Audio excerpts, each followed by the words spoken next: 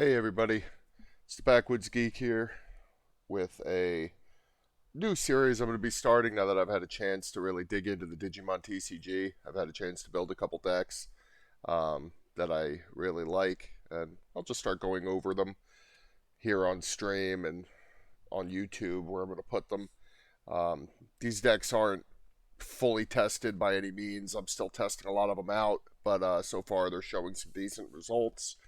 Um, don't have a whole lot of time to go around to any big events or anything like that, so take this all with a grain of salt. These are just the decks I like to play amongst my play group with my family members who play, my friends, the local scene. So don't expect to take one of these to some big tournament win, but if you do, by all means, please put it in the comments because I'd love to hear about it. I'd love to know how these decks do at events if you happen to take them somewhere, just to let me know that I'm on the right track. So that'd be really great.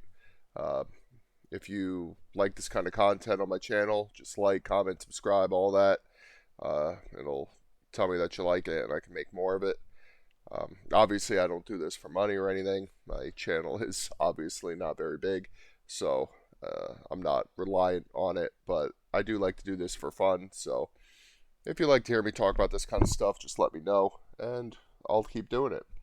So this deck that I'm going to be talking about today is a Rasenmon deck. Now, Rasenmon had his first wave of support come out in BT-7, and it wasn't really coherent enough to make a full deck around. In BT-8, this gets a little better with the addition of Rosamon Fury mode. And it didn't add, there wasn't like a whole bunch of support for the deck, but it added enough teeth to the deck now that I think it can be played in its own right. And then who knows what could happen to it in the future. So one or two cards come out and set down the road that could completely, put this deck on the map. Now, the one thing I will say about this deck is it revolves around the DP minus mechanic, which could be surprisingly good into this meta, depending on how many armor rush players you see in your local meta. Being that the DP minus carries down through the stack, it's kind of one of the only ways you can reliably kill off a armor purge Digimon, besides just bouncing it back to hand. Now, granted, there's decks like Imperial Dramon that are tested, proven tier 1 decks with the bounce mechanic that can handle armor purge just fine. But if you're looking for something different, you like playing yellow, this could be a deck worth looking into if your meta is heavy on the armor Digimon. So I'll get right into the deck here. And I'll try to explain my thought process as I go along. I'm still relatively new to this game, so I'm not going to be super knowledgeable on everything. So if there's cards that I'm not aware of that maybe you guys know a better uh, option for, a better, like if from a set that's early on, because I don't know all the cards that came out in BT 1 through 3. I got into it when BT 7 dropped, and I've been trying to backfill ever since. But yeah, if there's other options out there, please let me know. The first, I'm going to start with the babies, actually. This is something I've been going kind of back and forth on between Pursurimon, Upamon. There's actually the ratios I'm not quite sold on yet, but right now I'm running 4 Upamon when attacking once per turn. If you have 3 or fewer security, trigger draw 1. I like the draw power. Drawing cards is always powerful in the TCG, so being able to draw those cards when attacking will be pretty nice. Considering my security stack should always be around that 3 area because of the other cards in the deck, you're going to be manipulating your security stack and you're going to be kind of hovering around that 3 area. So you could be getting this draw pretty often. And then the 5th egg is just a single Pursurimon. When the card's trashed due to activating this Digimon's Digiburst, one of your opponent's Digimon gets minus 1000 DP for the turn. So this just plays into Rasenmon, which we'll get to later. Digibursting him out, doing a little bit extra DP minus. It's always a good thing. I could cut the Pursurimon altogether and just run the Upamon. I don't know. I think having a 5th egg is fine, and this seems to be pretty good for the way I like to play. So put these in here because Yeah, 4 Upamon, 1 Pursuermon, should be good to go. So then we'll go on to rookies. The first rookie I'll talk about is the 3 Salamon that I run. Salamon has an on-deletion effect. If you have 3 or fewer security cards, trigger recovery 1. Really good, simple, good to play late game. You just play it out. Whether you Digivolved it on an egg late game and you're just looking for that recovery, you can attack him into security. Not really care if he dies, because if he dies, you're going to be getting a recovery. So it's pretty solid, and no inheritable to think of to really use, but it's good to just Digivolve on top of too if you just need a good level 3 to get out there and start drawing cards off the Digi-evolution or whatnot. It's pretty versatile. I like it. The next card is 3 Tapermon. Your turn, once per turn, when a card is removed from your security stack, trigger draw 1. So this is just more draw for a deck. Like I said, draw is very powerful. Doesn't matter what game it is. You want to be drawing cards, you want to be filtering through your deck so you can find your pieces to end the game. Very straightforward. This is an inheritable effect, so it won't come into play until he Digivolves, but still easy to Digivolve, 0 cost. He should be good to go. The other rookie I am running is 4 copies of Patamon. Now, Patamon's a really good card. Came out in the yellow structure deck.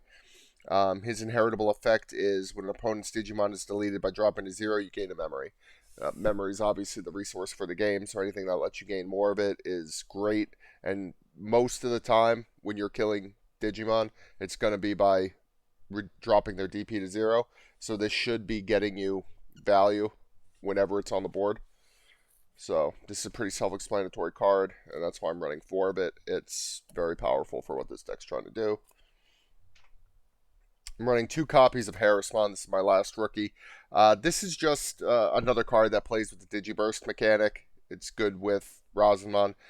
When you trash him due to Digibursting, he just comes back to your hand. So he's a self-recycling rookie.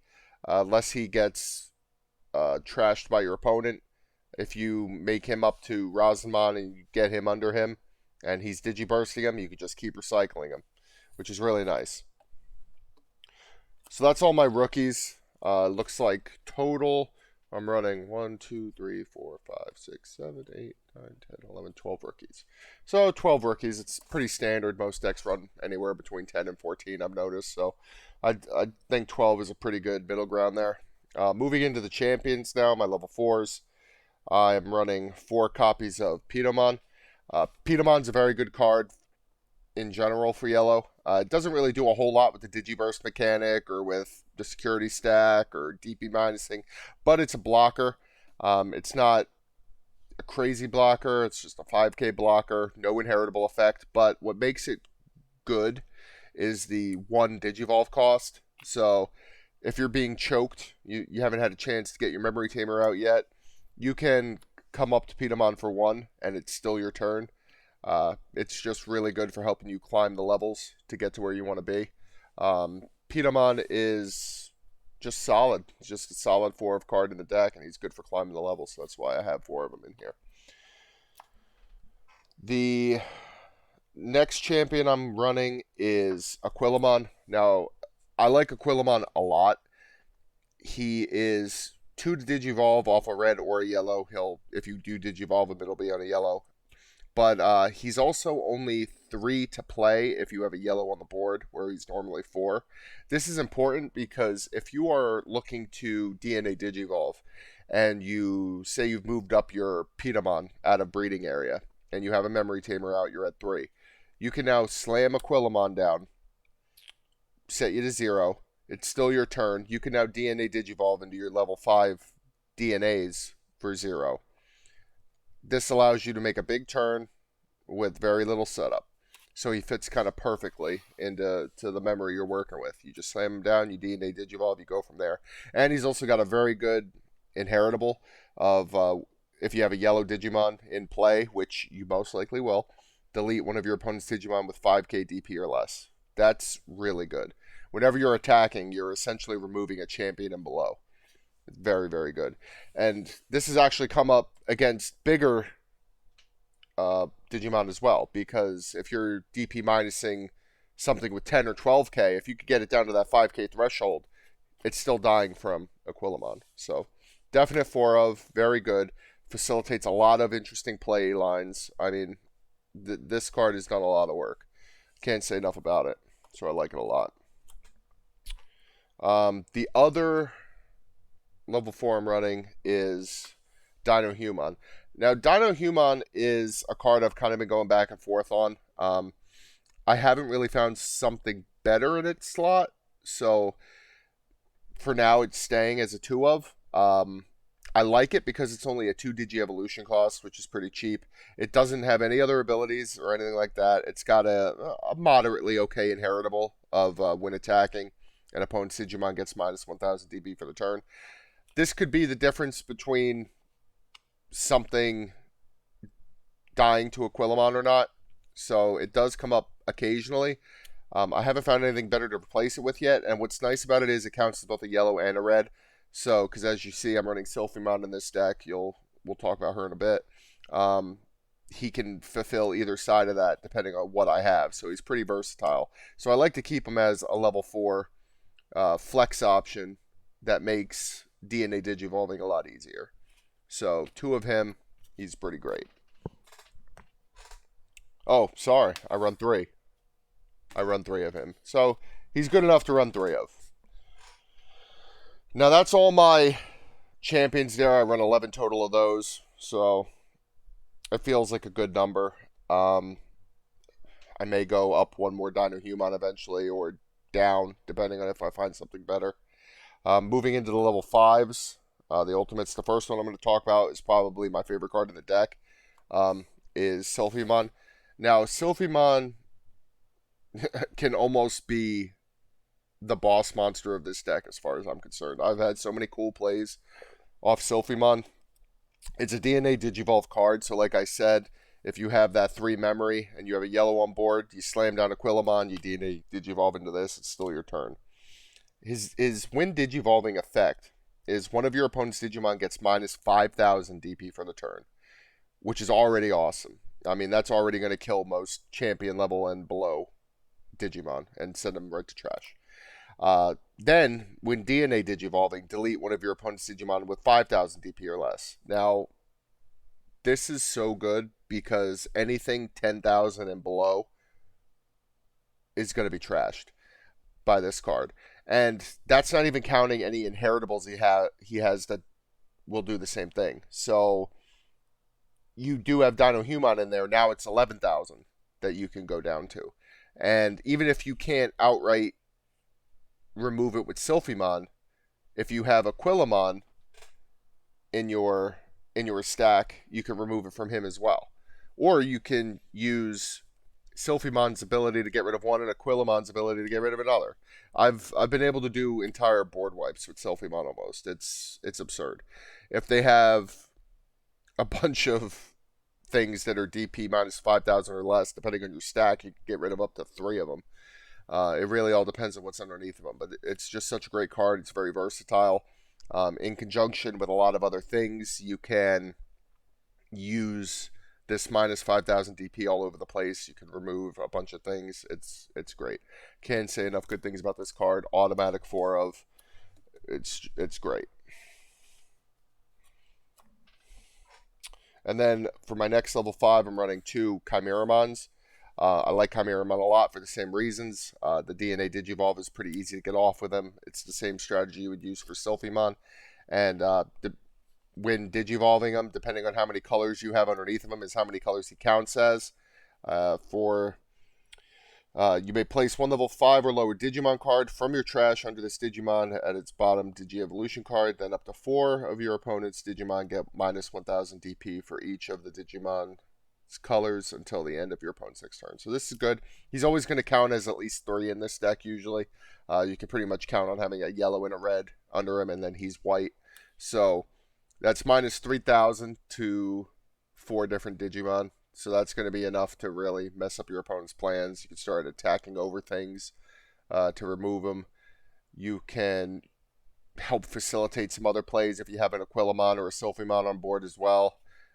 So he kind of plays into the whole DP minus thing. And then on your turn, he himself counts as any colors underneath of him, which is important because normally if you just were to play a Chimeramon, he's just a white card. You can't Digivolve anything on top of him. But now if there's a yellow under him, he counts as a yellow card. So it'll be important when you go into your level 6s. So Chimeramon, 2 of, could easily become a 4 of if I wanted to find space for it, but I think 2 feels pretty sweet to me. The only other level 5 I'm running is 3 Angelwoman.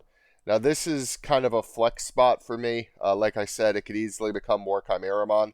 But I kind of like this as kind of a way to slow people down. If I'm getting pressured a lot, I could just Digivolve into this, turn a Digimon off for a turn. He now gets security attack -2.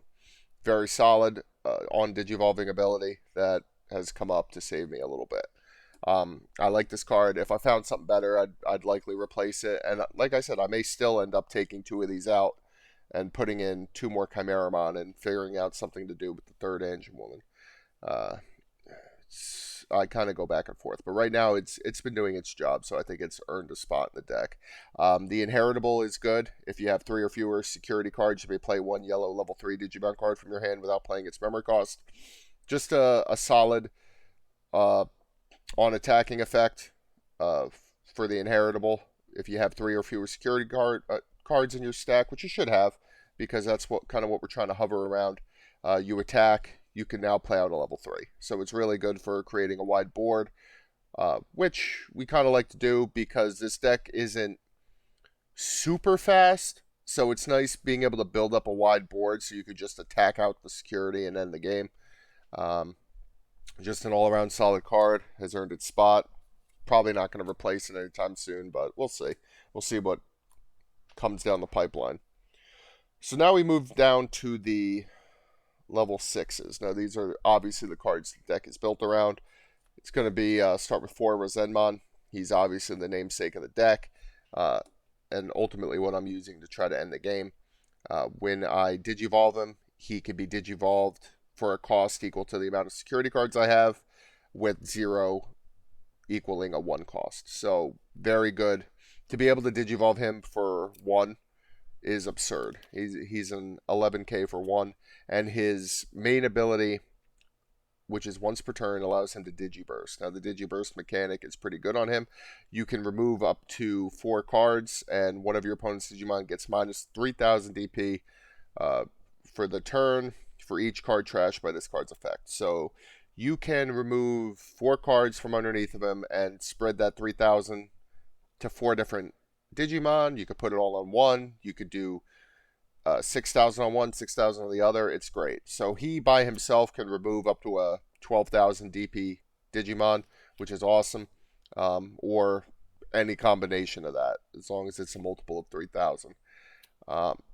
It's once per turn, but it's solid. And he can attack into security, usually not worrying about a whole lot, but at 11k he's still a little fragile because there are things out there that'll kill him, but we could get into that because there is ways to help with that, which is with the next card, Rasenmon Fury Mode. Now, Rasenmon Fury Mode's a new card that came out in BT-8.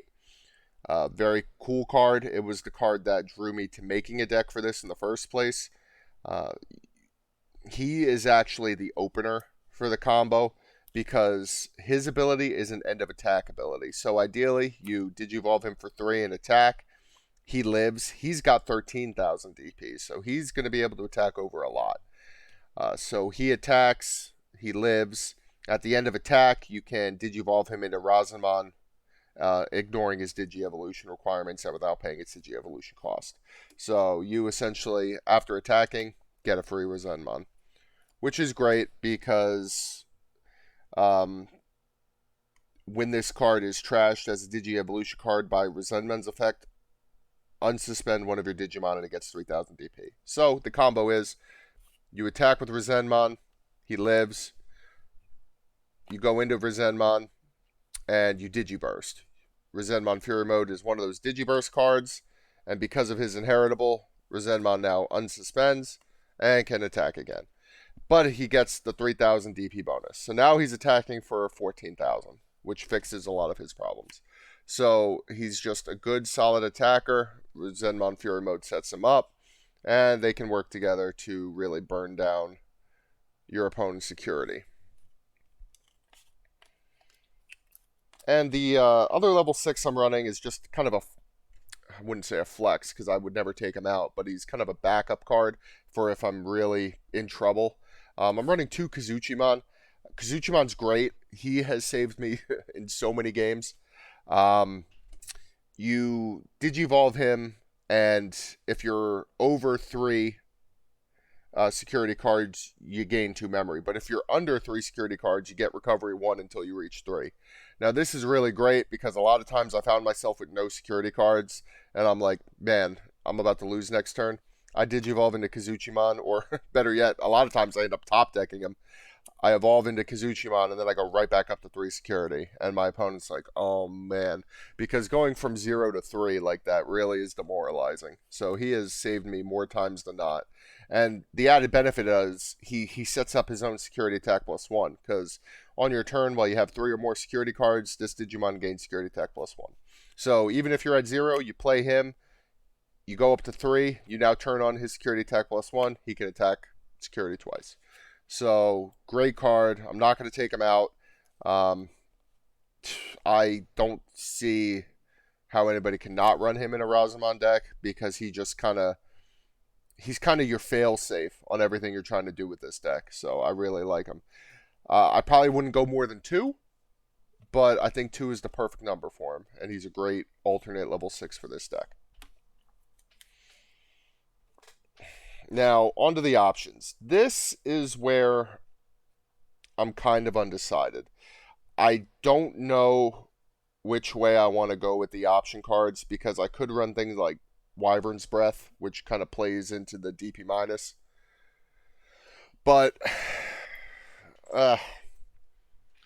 it could be a number of things. The first thing I'm going to talk about is Blinding Ray. Now, Blinding Ray I like because it's almost like an instant yellow memory boost.